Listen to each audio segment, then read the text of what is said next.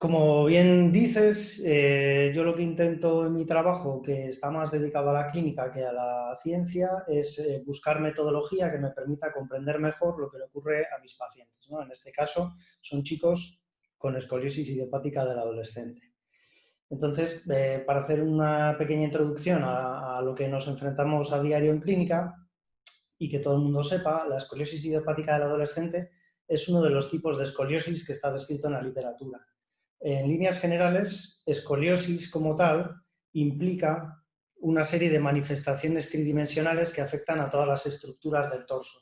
A nivel de la columna vertebral, produciendo inclinaciones, rotaciones, a nivel de las costillas, produciendo deformidad, a nivel del torso, de las partes blandas, ¿vale? Esto es lo que sería la escoliosis. Luego, de todos estos tipos que os comento que existen, la escoliosis idiopática del adolescente, que es a la que yo me dedico, pues es la de mayor prevalencia. El 80% de las escoliosis son idiopáticas. Esto significa que no tiene una causa que se le pueda atribuir a esa manifestación, a esa situación en los pacientes. Entonces, esto le hace un poquito más atractiva si cabe, ¿no? Y además, para terminar un poquito con esta pequeña introducción, pues la distribución por sexos en la edad adolescente, que es con la que yo trabajo, entre 10 y 18 años, está muy balanceada a favor del sexo femenino, de tal forma que aproximadamente 7 de cada 10 escoliosis son de chicas. Bien, esto es un congreso de morfometría geométrica. Los compañeros están contando de manera excelente el uso de esta herramienta para medir formas, para medir aspectos relativos a la biología de todo tipo. Yo estoy encantado hasta ahora con lo que estoy escuchando y entonces yo lo que os quiero contar es cómo se mide la escoliosis o cómo se ha medido hasta ahora en el ámbito clínico, en el ámbito hospitalario y qué puede aportarnos la morfometría en este trabajo. El gold estándar en la medición de la escoliosis y en su diagnóstico es el ángulo de Cobb, que como veis en pantalla se toman radiografías anteroposteriores de tórax. Luego le voy a dedicar un apartado pequeñito al ángulo de Cobb para que entendáis bien lo que es, el que no lo conozca. Además del ángulo de Cobb, nosotros manejamos un montón de criterios clínicos, ¿no?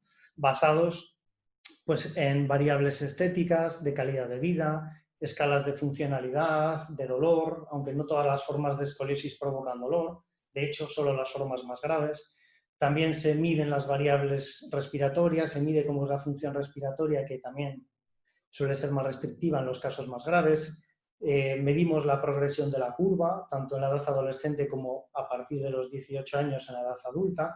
En fin, una serie de variables que nosotros juntamos a modo de información con la métrica clásica del ángulo de Cobb, destacando entre ellas la variable estética, que es la que mayor consenso provoca entre los expertos y la que se tiene en cuenta principalmente en el manejo de estos pacientes junto con el archirrepetido ángulo de Cobb. ¿En qué consiste exactamente el ángulo de Cobb? Bueno, pues como podéis ver en la imagen, lo conforman el platillo vertebral superior de la vértebra límite superior con el platillo vertebral inferior de la vértebra límite inferior. La intersección de las dos líneas forma un ángulo que definió Cobb en el año 48, 1948, y que se ha utilizado a nivel clínico para descartar escoliosis, para confirmarla o incluso para clasificarla. ¿Qué limitaciones nos encontramos con esta variable de ángulo de Cobb? Pues que ofrece muy poca información acerca de la forma del torso, acerca de la forma 3D del torso humano. Y si hemos visto que la variable estética es la más importante, la que mayor consenso provoca, pues ya todo el mundo que me está escuchando entiende que necesitamos algo que de alguna forma nos permita medir la forma 3D para valorar mejor esta variable estética en el tratamiento de nuestros pacientes. Hasta ahora se han hecho algunos esfuerzos por medir la variable estética, desde cuestionarios subjetivos de autoimagen, pasando por fotografías, que son imágenes con mediciones bidimensionales, mediciones angulares, lineales, y solo recientemente, en los últimos 10 o 15 años aproximadamente, se han empezado a manejar topografías de superficie, ¿vale? Bien, entonces, esto es lo que es el ángulo de Cobb. ¿Qué nos puede aportar el uso de la morfometría geométrica en el estudio y en la comprensión de la escoliosis idiopática en este caso? Pues sabemos que la morfometría geométrica nos permite analizar y describir cualquier aspecto que esté relacionado con la variación de la forma en cualquier estructura biológica y en mi caso en el torso humano. Sabemos también que nos permite medir cuál es el efecto que sobre la forma tienen otras variables. En este caso, en mi estudio, serán las tradicionales de ángulo de Cobb, que he explicado anteriormente, y de rotación de tronco, que se mide con este aparatito que es un inclinómetro, bueno, se llama escoliómetro, porque como lo usamos en escoliosis nos gusta cambiar de inclinómetro a escoliómetro, pero no es más que un inclinómetro, y se mide en flexión de tronco. ¿Vale? Este detalle de que la rotación de tronco con escoliómetro se mide en flexión de tronco, porfa, quiero que todo el mundo lo anote para cuando lleguemos a la discusión del trabajo.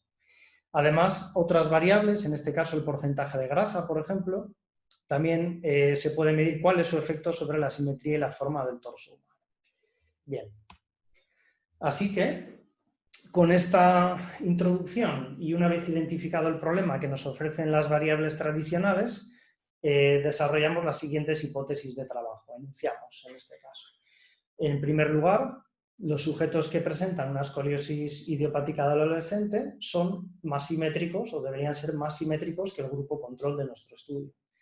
En segundo lugar, todas estas variables clásicas, fundamentalmente el ángulo de Cobb y la rotación de tronco medida con escoliómetro, deberían tener algún tipo de correlación con la forma 3D, pese a que no representen la forma tridimensional, pero alguna relación tiene que haber.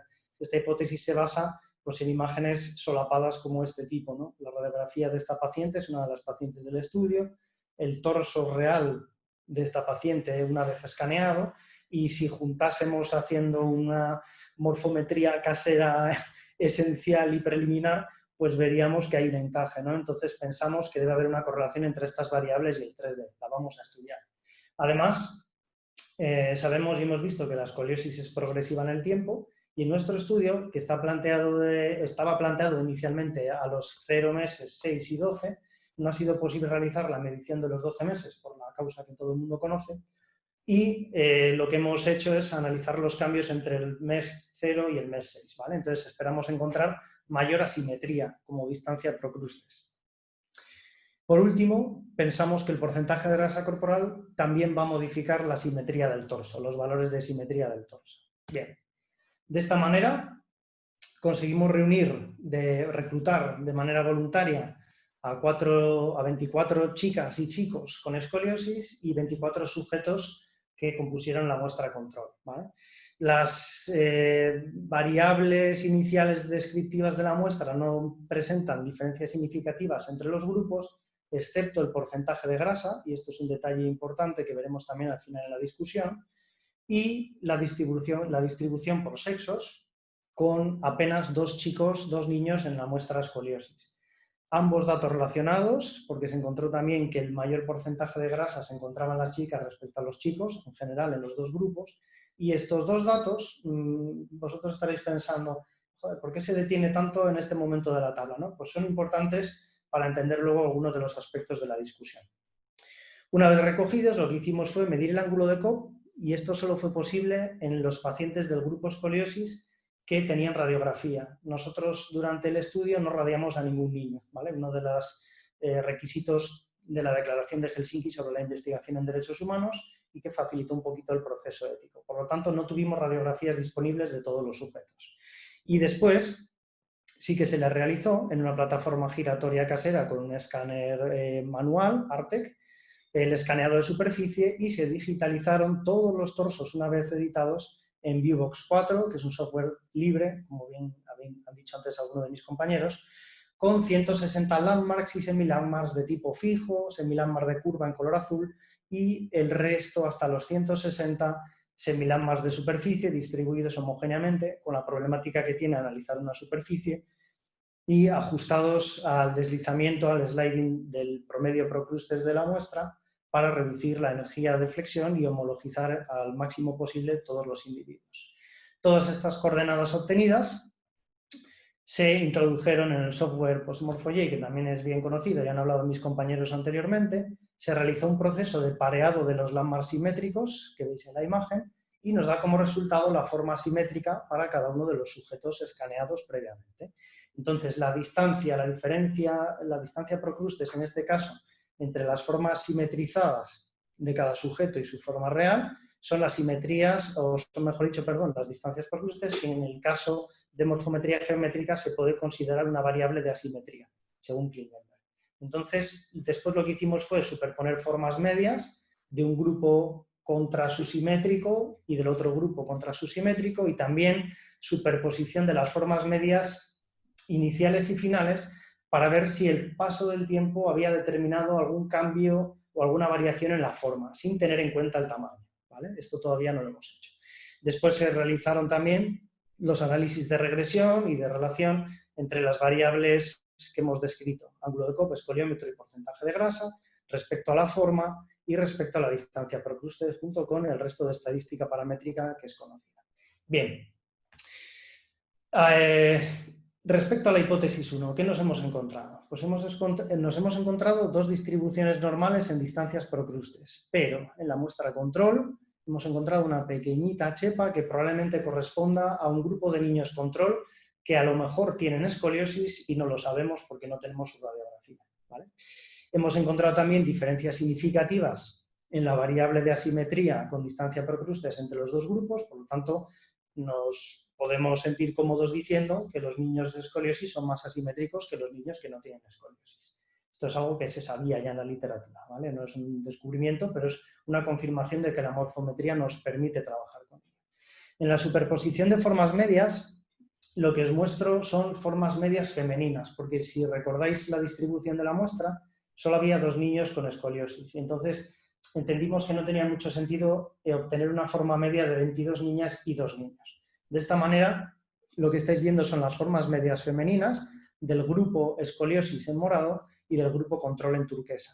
Si os fijáis, la superposición de la forma asimétrica media, ¿vale?, que son las coordenadas originales medias después del análisis de procrustes en color morado, se superpone con la forma simétrica perfecta de ese grupo media, que en este caso es gris, cada una con la de su grupo, y nos representa unas áreas del torso donde aparentemente hay diferencias en cuanto a su asimetría. Quedaros con que son bastante similares de entrada, ¿no?, así a simple vista. En segundo lugar, lo que hicimos fue correlacionar las variables clásicas de escoliómetro y ángulo de Cobb, como podéis ver en las regresiones de PAST, realizadas en PAST, con la forma y con la distancia procrustes. Se encontró significación estadística en todas, excepto en el escoliómetro, medido con rotación, o sea, la rotación de tronco, perdón, medida con escoliómetro, y fue significativa para el resto, pero no son coeficientes muy altos, exceptuando, si queréis ser benévolos conmigo, el ángulo de Cobb con la distancia procrustes, que en este caso recordad que es una asimetría, una variable de asimetría, ¿de acuerdo? Entonces, lo que se hizo después fue una simulación de cómo el ángulo de Cobb podría, o en este caso está afectando nuestra muestra, a la forma del torso. A medida que el ángulo de Cobb aumenta hacia el lado torácico derecho, el torso se deforma de esta manera, ¿vale?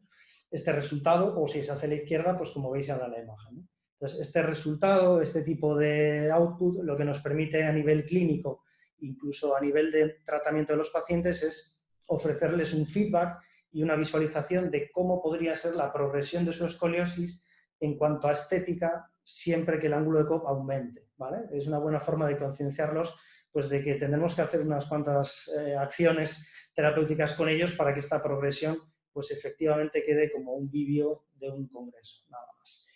Bien, en tercer lugar, respecto a la tercera hipótesis, que decía que la forma iba a ser más asimétrica 6 meses después, no encontramos, sin embargo, cambios significativos en la distancia procrustes en ninguno de los dos grupos, ¿vale? Tanto el grupo control como en el grupo escoliosis. Después os interpretaré estos resultados, pero ya si echáis un poco un vistazo a la distribución de la muestra, ya os dije que la tabla de descripción de la muestra era esencial para entender este trabajo, porque en ella se reflejan todas las limitaciones del mismo, pues veréis que a lo mejor 6 meses no es el tiempo suficiente para encontrar cambios en la forma en niños, ¿no? Entonces, en la superposición os he representado en colores claros la forma media 6 meses después, turquesa claro o morado claro, y en colores oscuros, como hice anteriormente, las formas medias iniciales. Sí que da la sensación, pues, que hay un pequeño cambio o un gran cambio de forma en la región pectoral de las niñas del grupo escoliosis, luego haremos la interpretación, y en prácticamente toda la totalidad de la superficie del torso del grupo control, exceptuando la zona lumbar, pues también parece que ha habido una superposición o un cambio de forma, ¿vale? Pero 5 minutos. vale, muchas gracias. Pero teniendo en cuenta esta distancia procrustes que no fue significativo el cambio, de momento veréis que no voy a poder afirmar que esta escoliosis está progresando. Os explicaré el porqué. Bien, para terminar con la última de las hipótesis y pasar a la discusión y no robar tiempo a ninguno de los compañeros, lo que os muestro aquí es un análisis de componentes principales en el que el grupo escoliosis y el grupo control se vuelven a solapar, como se vio en la distribución de distancias procrustes en los resultados de la primera hipótesis. Y en este caso, las variables que yo introduje en el análisis de componentes principales fueron los 21 primeros componentes principales del análisis del Shape Space realizado previamente con las coordenadas crudas, que representan más del 90, o representaban más del 90% de la variabilidad de la muestra, junto con la variable de asimetría, en este caso entendida como distancia procrustes, y la grasa, para tener una pequeña visualización inicial de qué estaba ocurriendo con la grasa y la asimetría y estos dos grupos de observación. Encontré situación bastante cercana en cuanto a trayectoria, aunque no tenga significación en cuanto a las dos variables, y además en relación, o en dirección, mejor dicho, del grupo escoliosis. Así que lo que hicimos fue pues, una regresión entre el porcentaje de grasa y la distancia procrustes, que en este caso fue significativa, con un coeficiente de 0,36, pues bueno, pues ni contentos ni tristes, ¿no? Significativo, y bueno, de alguna manera moderadamente podemos pensar que a mayor aumento del porcentaje de grasa, quizá esté aumentando la simetría en estos chicos, ¿de acuerdo? Y sin embargo, la correlación no fue significativa cuando lo que se estudió, lo que se relacionó, fue el porcentaje de grasa con la forma. Aunque no fue significativo, quiero mostraroslo porque vais a ver la diferencia con el vídeo anterior. En esta simulación lo que estamos haciendo es aumentar el porcentaje de grasa de la forma y ver cómo se deforma en respuesta a este aumento del porcentaje de grasa. Y le vuelvo a dar, y le podría volver a dar varias veces y apenas encontraríais cambio en la forma, ¿vale? Pues lo que demuestra que efectivamente en nuestra muestra el porcentaje de grasa no es determinante en cuanto al cambio de forma en estos chicos. Así que hemos visto y hemos encontrado que los sujetos, los adolescentes con escoliosis idiopática, son más asimétricos respecto a su torso que los controles. Sin embargo, las áreas en las que esa simetría está presente, como vimos en la superposición del grupo control y escoliosis, tienen una similar distribución, parecen más o menos las mismas áreas, ¿no? Si recordáis, era como la parte posterior derecha de la espalda y la parte anterior izquierda del pecho y del abdomen, ¿no?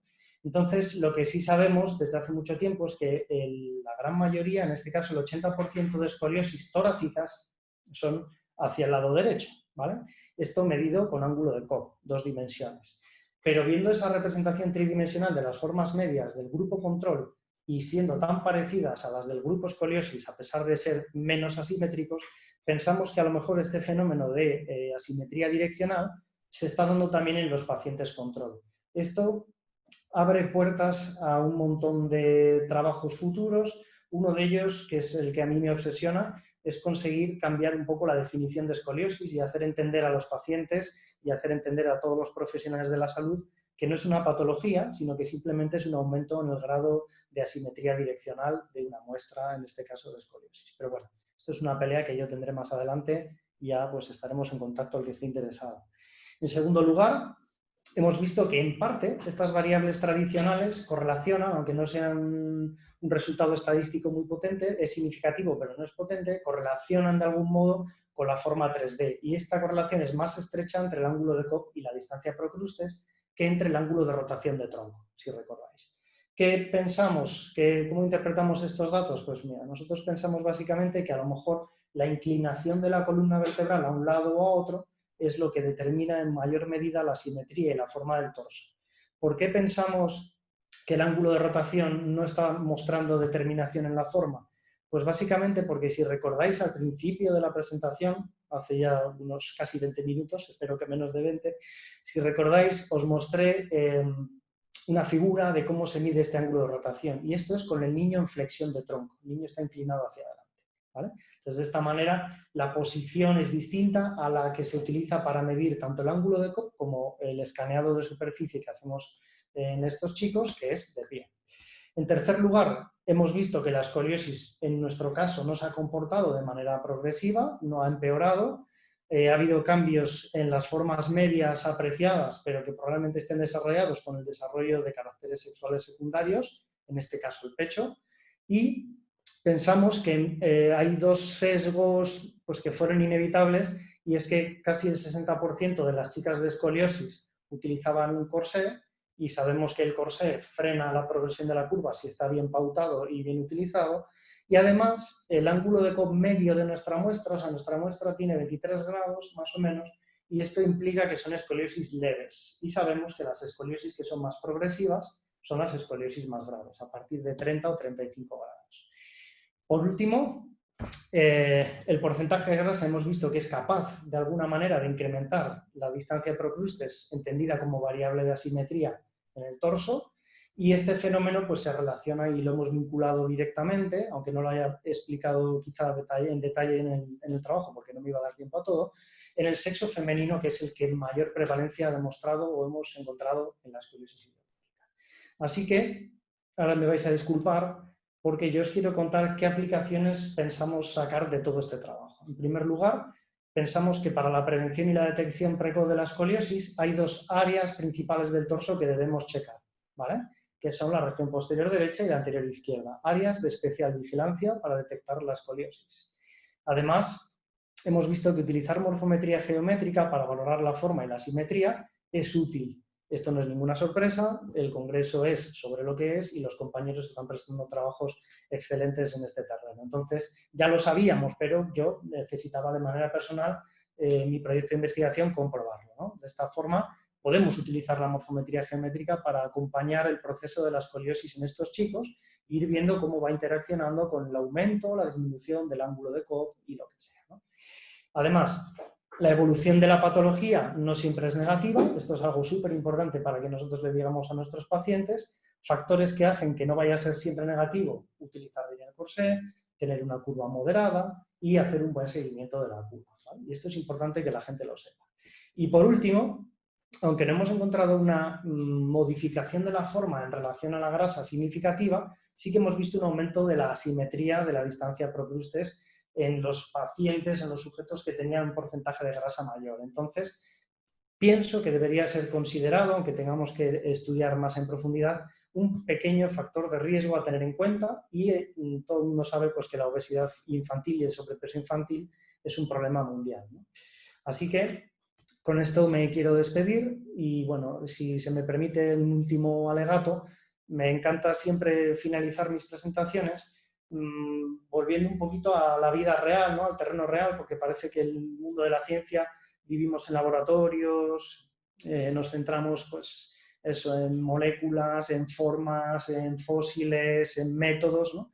Y lo que para mí tiene de bonito y de gratificante trabajar con seres humanos es, como decía el doctor Oliver Sacks, que no solo podemos ganar sabiduría sobre anatomía, fisiología y biología de estas enfermedades o de estas condiciones de nuestros pacientes, sino que si centramos también nuestra investigación en cómo esas personas viven y desarrollan su enfermedad y la llevan día a día y la manejan, eso nos va a permitir ganar sabiduría sobre la vida, y a mí personalmente pues es lo que me resulta interesante en todo este periplo científico que estoy iniciando. Así que nada, espero no haberme sobrepasado mucho tiempo y os agradezco nuevamente la atención. Muchas gracias, José María, por la presentación. Sí. Nos queda tiempo para una o dos preguntas. Ajá. Ervin, tienes Sí, la palabra. Solo una ok. pregunta. Sí, ya, oye, mira, un comentario muy corto. ¿Me escuchas? Sí, te escucho, te Ya, escucho. súper. Buenas tardes. Mira, buenas tardes. Mira, me alegra mucho escuchar una presentación como la tuya en un congreso de morfometría geométrica. ¿Por qué?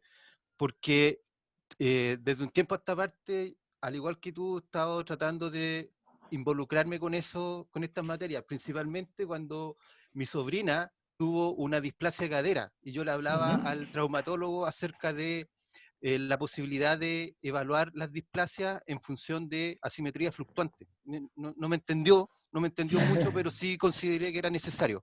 Y esto es un buen apronte. Lo otro es que hace poco vi en Nature Scientific Reports un artículo que mostraba de que las nuevas posturas dadas por por el uso del teléfono, todo eso igual estaba generando problemas en las Ajá. cervicales y en la unión entre las cervicales y el cráneo, ¿ya? Sí, Entonces, y ahí igual la morfometría geométrica tiene mucho que decir. Y sin duda. lo último es que cuando en la última análisis de asociación entre variables que usas cuando usas el índice de masa corporal o de grasa, A ver si lo puedo pasar hacia atrás. ¿Estáis viendo la eh, pantalla? sí, sí, sí, Aquí quizá. Estamos bien corto de tiempo. sí, muy cortito. Mira, cuando encuentran esas nubes de puntos y no encuentras asociación entre las medidas de tendencia central, yo siempre recomiendo que utilicen los bordes y hagan análisis como regresión de cuantiles, porque generalmente son mucho más informativos las restricciones que hay en los límites, más que, que lo que informa la tendencia central. Entonces, en ese tipo de análisis yo te recomiendo que a lo mejor podrías aplicar una regresión de cuantiles más que una regresión simple. Eso Pues básicamente. te agradezco un montón la recomendación y he tomado nota. Muchas gracias. Ok, muchas gracias entonces, José María. Vamos a pasar a la siguiente charla,